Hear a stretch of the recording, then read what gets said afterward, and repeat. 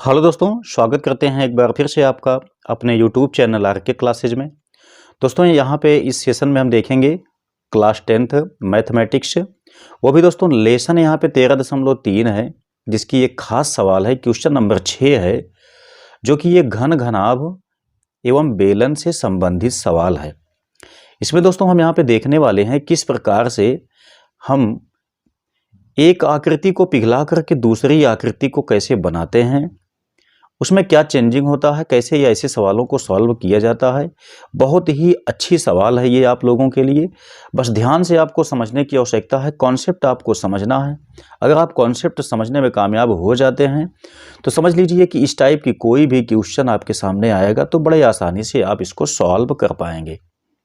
अब दोस्तों यहाँ पे देखते हैं सवाल क्या दिया गया है। देखेंगे तो बताया जाता है कि विमाओं 5.5 सेमी गुणे 10 सेमी गुणे 3.5 सेमी वाला एक घनाभ बनाने के लिए, देखिए हमको क्या बनाना है, हमको एक घनाभ बनाना है यहाँ पे। ठीक है, तो घनाभ आप लोग जानते हैं किस टाइप का ये बनता है। घनाभ आपका बनाना है तो हम इसको इस टाइप से बना सकते हैं। ठीक है, घनाभ बनाने के लिए आप ध्यान से देखेंगे तो बहुत आसानी से घनाभ हम बना सकते हैं। इसकी आकृति को आपको ध्यान में रखना पड़ेगा, क्योंकि आकृति ध्यान में रहने से इसकी जो इसका फार्मूला है वो आसानी से याद हो जाता है।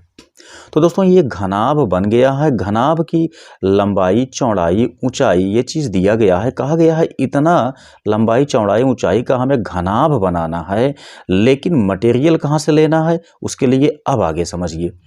कहा गया है घनाभ बनाने के लिए 1.75 सेमी व्यास तथा 2 मिलीमीटर मोटाई वाले कितने चांदी के सिक्कों को पिघलाना पड़ेगा। तो क्वेश्चन आप यहाँ पे देखेंगे तो बिल्कुल आकृति को पिघला के दूसरी आकृति को बनाने के लिए बिल्कुल कहा गया है। ठीक है, यानी घनाभ यहाँ पे बनाना है। घनाभ बनाने के लिए हमें जो मटेरियल लेना है वो चांदी के सिक्कों को पिघला करके तब लेना है, जहाँ पे कि चांदी के सिक्कों का यहाँ पे व्यास दिया गया है, उसकी मोटाई दी गई है। ठीक है, तो आपको यहाँ पे समझना पड़ेगा कि जो चांदी का सिक्का होता है उसकी आकृति क्या होती है। सबसे पहले उस पर बात करते हैं। तो दोस्तों आप कोई भी सिक्के को उठा के देख लीजिए, सिक्का जो होता है वह एक बेलन के टाइप का बना हुआ होता है।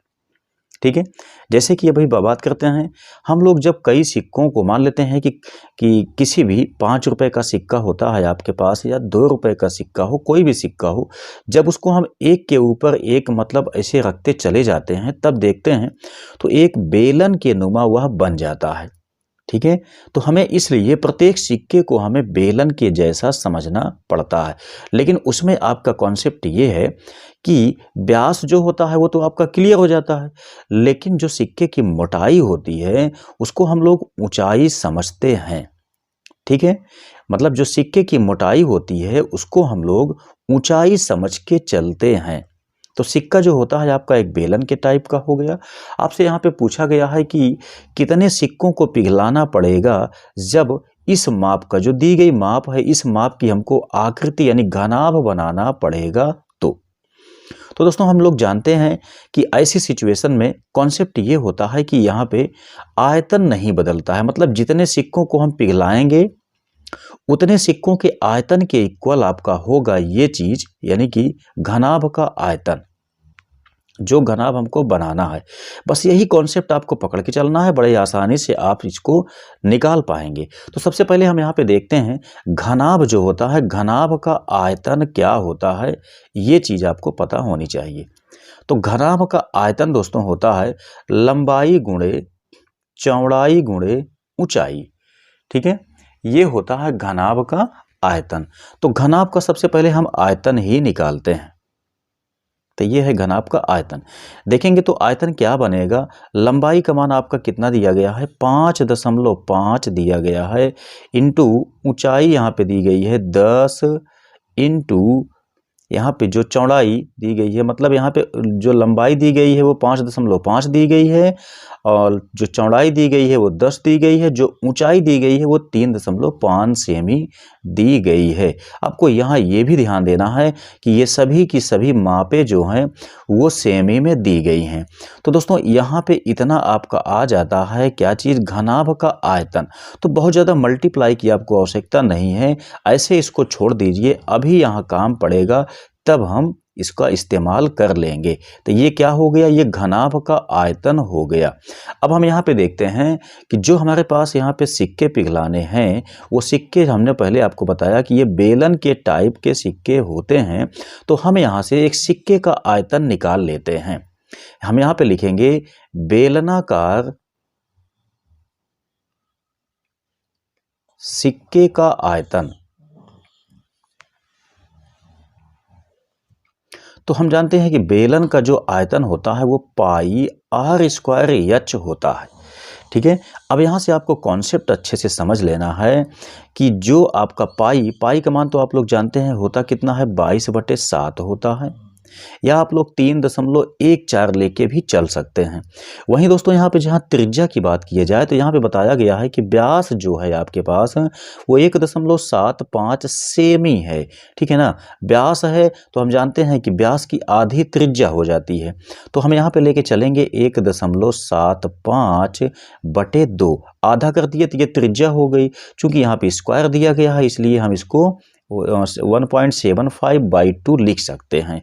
वहीं दोस्तों ऊंचाई की बात की जाए तो ऊंचाई आप देखेंगे तो यहाँ पे दिया कितना गया है, 2 मिलीमीटर ऊंचाई दिया गया है। यानी कि जो बेलन की ऊंचाई है या जो यहाँ सिक्के की मोटाई है वही बेलन की ऊंचाई होगी।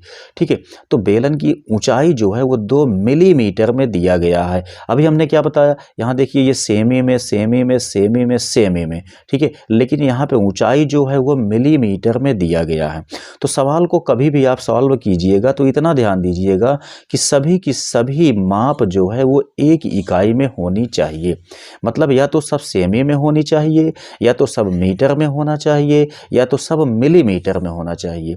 तो आपके पास ये जो वैल्यू है वो सेमी में है, ये जो वैल्यू है वो मिलीमीटर में है, तो आपको यहाँ पे मिलीमीटर को भी बदल देना है सेमी में। ठीक है, तो हमने क्या काम किया, देखिए यहाँ पे 2 मिलीमीटर है, जब इसको हम भाग दे देंगे 10 से तो ये बदल जाएगा सेमी में। तो ऊंचाई आपकी जो है वो आ गई 0.2 सेमी। ठीक है, अब देखिए एक बेलन यानी एक सिक्के का जो आयतन है वो इतना हो गया है, जबकि यहाँ घनाभ का आयतन कितना है, इतना है। तो हम जानते हैं कि हमको कितने सिक्के यहाँ पे पिघलाने, जो बात बताई गई है कि कितने सिक्कों को यहाँ पिघलाना पड़ेगा जिससे कि इतना आयतन हमें मिल जाए। ठीक है, तो अब यहाँ से हम मान लेते हैं, माना n सिक्कों को पिघलाया जाएगा, n सिक्कों को पिघलाया जाएगा, इसको हम मान लेते हैं। तब क्या है, यहाँ पे देखेंगे जब एक सिक्के का, देखिए सबसे पहले अब हमको यहाँ पे कंडीशन लगा देना है। कंडीशन क्या लगाना है, हम यहाँ पे लगाएंगे घनाभ का आयतन इज इक्वल n गुणे एक सिक्के का आयतन।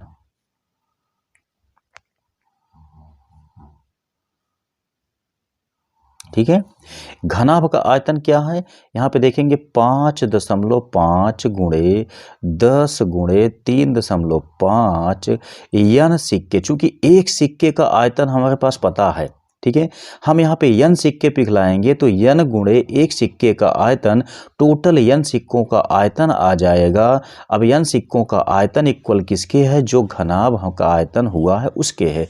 ठीक है, तो n गुणे एक सिक्के का आयतन कितना आया हुआ है, यहाँ पे आप देख सकते हैं ये 22/7 आया हुआ है। 1.75/2 गुणे 1.75/2 गुणे 0.2 आया हुआ है। अब दोस्तों यहाँ पे पे आपका काम ये है कि आप यहाँ से n को बचा लीजिए, बाकी सबको एक साइड में लगा दीजिए। बहुत आसानी से ये चीज़ आपकी कट जाएगी, आंसर भी यहाँ से आ जाएगा। तो हम देखते हैं यहाँ से जितना यहाँ बटे में है सबका मल्टीप्लाई हो जाएगा, और जो ये आपका अंश पे है ये सब का सब बटे में आ जाएगा। कब? जब n को हम यहाँ पे बचा लेते हैं तो सिंपल सा 5.5 गुणे 10 गुणे 3.5 गुणे 7 गुणे 2 गुणे 2, इन सब का गुणा किया गया, बटे में ले लेते हैं। जो यहाँ पे है ये सब आपका बटे में आ जाएगा। यहाँ पे आपका 0.2 आ गया। अब सिंपल है, सब कुछ यहाँ पे काट देना है, आंसर आपका निकल के आ जाएगा। हम देखते हैं तो हमारे पास यहाँ पे पॉइंट की बात की जाए तो यहाँ पे देखते हैं तो यहाँ 0.1, यहाँ 0.1 मतलब 2 अंक के बाद यहाँ पे पॉइंट है। इसमें देखते हैं तो 2 अंक के बाद पॉइंट है यहाँ भी, ठीक है। तो हम क्या काम करते हैं, इस वाले पॉइंट से इस वाले पॉइंट को सबसे पहले हटा देते हैं। इससे फ़ायदा क्या होगा, इससे ये 2 से 2 आपका कैंसिल हो जाएगा। अब दोस्तों यहाँ पे देखते हैं तो हमारे पास जो पॉइंट अभी बचे हुए हैं, यहाँ पे एक पॉइंट बचा हुआ है, यहाँ पे अभी 4 पॉइंट बचे हुए हैं। चलिए आगे देखते हैं। तो ये आपका बचा कितना, 55 गुणे यहाँ पे देखेंगे 10 से जब इसमें गुणा किया जाएगा तो ये पॉइंट आपका हट जाएगा। यहाँ पे कितना बचा है, यहाँ पे 7 बचा है, उसके बाद 2 बचा हुआ है। यहाँ पे हम देखते हैं तो 22 है, वहीं पे यहाँ पे देखेंगे तो 1.75 गुणे 1.75 इतना बचा हुआ है। जहाँ से दोस्तों हम देखते हैं तो ये आपका कुछ कट भी जाएगा। जैसे कि हम देखते हैं यहाँ पे 11 दूनी 22, 11 पचे 55, ये आपका कैंसिल हो गया, ठीक है। यहाँ बचा आपका 2, ध्यान से आप समझेंगे तो 2 से ये 2 भी आपका कैंसिल हो जाता है। अब देखेंगे तो बचा क्या है, बचा है यहाँ पे आपका 5 गुणे 35 गुणे 7 बटे यहाँ पे देखेंगे तो 1.75 गुणे 1.75। दोस्तों ये कैलकुलेशन है, मैं चाहता हूँ कि आप लोगों को दिक्कत बिल्कुल भी ना हो, इसीलिए मैं कैलकुलेशन को भी यहाँ पे सॉल्व कर दे रहा हूँ। तो अब आगे देखेंगे तो क्या होगा, हम इसको काट सकते हैं। काटने के लिए आपके पास बहुत से रास्ते हैं जिससे आप इसको काट सकते हैं, ठीक है। तो आसान क्या पड़ेगा, ध्यान दीजिएगा। हम यहाँ से 10 घाते 4 से मल्टीप्लाई 10 घाते 4 से इसमें भाग दे देते हैं, मतलब गुणा गुणा गुणा भाग कर देते हैं 10 घाते 4 से अंश हर दोनों में। तो इससे क्या होगा, 5 आपका यहाँ पे आ गया, 35 आ गया, 7 आ गया, 10 घाते 4 यहाँ पे बचा हुआ है। जो यहाँ पे ये है तो यहाँ पे 4 है, मतलब कि 2 यहाँ 2 यहाँ, इन सब पॉइंट मतलब जितने पॉइंट हैं इन सभी को ये हटा देगा। अब देखते हैं इनको काटना है, कोई भी तरीका आप यहाँ पे अपना लीजिए, आसानी से ये कट जाएगा। जैसे कि मान लेते हैं हमको 5 से काटना है तो 5 एकन्ने 5, यहाँ पे काटते हैं 5 तिहाई 15 हो गया। उसके बाद आपका बचा कितना है, 2 बचा है, 5 पचम 25, ये आ गया आपका, ठीक है। जहाँ अब देखते हैं तो 35 से ये 35 भी आपका कैंसिल हो जाता है। हम 7 से इसको काटना चाहते हैं तब देखते हैं ये भी कट जाएगा। कटेगा कैसे उसको देख लेते हैं। n इक्वल हम देखते हैं तो आता कितना है हमारे पास, यहाँ पे आता है 7 गुणे 10 घाते 4 बटे 175 आया हुआ है। 7 से काटेंगे तो 7 दूनी 14 हो गया, 3 बचा, और 7 पचे 35, यहाँ पे आ गया इतना, ठीक है। तो n इक्वल देखते हैं यहाँ पे कितना बचा हुआ, यहाँ पे दोस्तों बचा हुआ है इतना, ठीक है। इसको हमने अगर खोलेंगे हम तो इतना बनेगा, बटे ये आ गया 25, 25 से इसको काटेंगे 25 चौका 100, तो n इक्वल दोस्तों 4 गुणे यहाँ पे देखेंगे 100 आ गया। फाइनली आपका जो सिक्कों की संख्या आ गई वो 400 आ गई है, ठीक है। तो इस तरीके से दोस्तों ये सवाल आपका समाप्त हो जाता है। बहुत ही बढ़िया सवाल थी, थोड़ा सा कैलकुलेशन हार्ड था, मैंने यहाँ पे कैलकुलेशन को भी सॉल्व करके दिखाया ताकि आपकी मजबूती इसमें सही ढंग से आ जाए। तो दोस्तों उम्मीद करते हैं कि सवाल आपके समझ में आ गई होगी।